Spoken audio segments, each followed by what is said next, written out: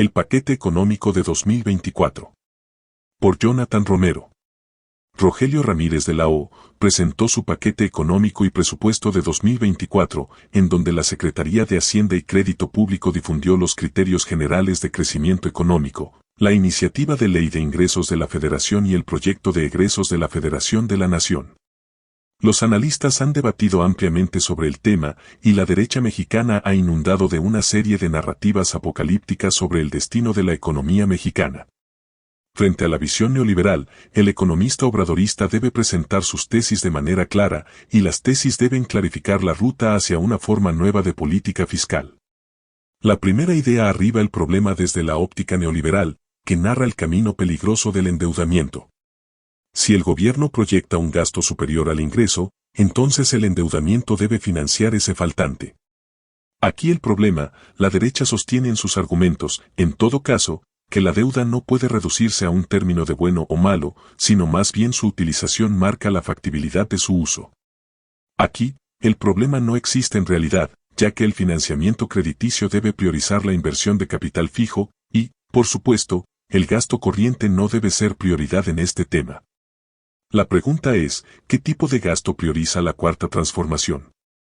La narrativa se centra en ciertos programas que el orden neoliberal desestima como improductivos.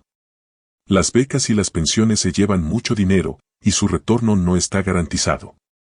Los periodistas y analistas neoliberales aseguran una idea particular, puesto que el dinero debe invertirse productivamente. Pero la teoría económica asume a la variable consumo como un protagonista, cuando ésta se mueve positivamente, entonces la producción nacional tiende a crecer en el tiempo. Algunos desestiman este proceso, pues aquellos argumentan ingenuamente que ese crecimiento solo depende del gobierno. Lo anterior es totalmente falso, ese recurso ya se produjo en la realidad, y el gobierno solo está redistribuyendo ese dinero hacia las manos de sus destinatarios. El otro elemento es la inversión a los grandes proyectos de esta administración pública. Por ejemplo, el Tren Maya tiene mucho financiamiento, pero su rentabilidad no se sostiene en los datos duros. Primero, los proyectos deben garantizar bienestar social, y ahí no existe dinero alguno que pueda calcular ese progreso. Segundo, la infraestructura vial son polos de desarrollo económico que, en el transcurso del tiempo, incentivan la inversión privada. La diferencia entre el modelo anterior y el actual radica en el paso de una economía rentista bursátil hacia una economía cuya base sea la industrialización. El capital financiero no apoyaría jamás al presupuesto, porque la iniciativa le pone un freno a la especulación bursátil. La deuda pública nunca ha estado mal en épocas pasadas. Los gobiernos neoliberales han utilizado este mecanismo, y nadie se había preocupado en lo más mínimo. Un gobierno de izquierda llega al poder, gobernando sin financiamiento crediticio, y la derecha lo ataca cuando apuesta por un techo mínimo de endeudamiento. En donde radica la diferencia, es que el neoliberalismo utilizó el mecanismo antes descrito, para que el capital ficticio alimentara su apetito insaciable. Mientras que el gobierno de la Cuarta Transformación recurre al endeudamiento, por la simple y llana razón de que, las obras prioritarias deben finalizarse en este sexenio. El objetivo es entregar los proyectos finalizados y el siguiente sexenio pueda recuperar los beneficios políticos, económicos y culturales de la inversión. Hoy, los medios de comunicación hablan de una reforma fiscal, cuando la izquierda la ha defendido desde hace mucho tiempo. Pero, los caminos de Dios son misteriosos, porque la visión neoliberal no es igual a la de la izquierda. Los jilgueros del capital financiero quieren el aumento de los impuestos indirectos y rematar a Pemex. Es decir, su tal iniciativa solo extiende las maniobras que la oligarquía se incentivaron en la larga noche neoliberal.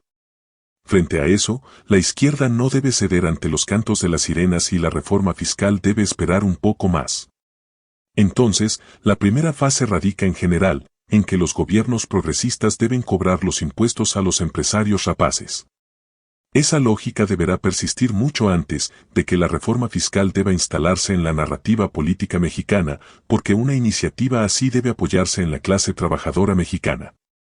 En conclusión, la política fiscal obradorista tiene una forma expansiva, ya que el gasto público tiende a incrementar en el tiempo.